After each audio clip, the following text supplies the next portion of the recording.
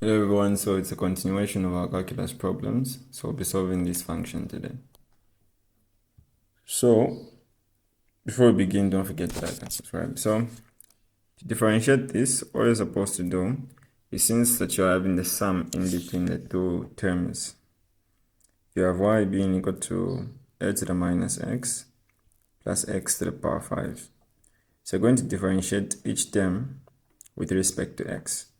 So you have the first term here that I'll call data 1, and the second term here, which I'll call data 2.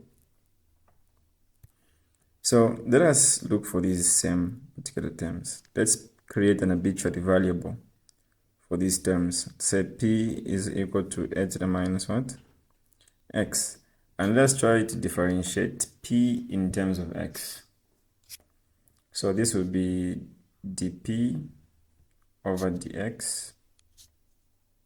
Because before we even apply or use that thought will not work. So since we're having a constant a being raised to a negative x, we're supposed to apply log differentiation. Under log differentiation, we're going to introduce ln to both ends of the equation. So this will be ln of p being equal to ln of a to the minus what? X. So once we apply the ln to both ends of the equation, the next thing we're supposed to do is apply any log property. So using log properties, we know that the power here, which is minus x, will drop. So we have ln of p being equal to minus x of ln a, which makes ln a constant, a random number to be precise. So with that in mind, we can now differentiate.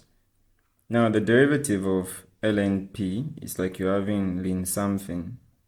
Ln of something is always 1 over something, which is p times the derivative of p. The derivative of p in terms of p is 1. And this will, the derivative of p in terms of x is the one that we're going to write. So it's ln of p, which will be 1 over something times the derivative of something. So derivative of something is p prime. And in this case, since we're having this function, our goal is to find p what? P prime.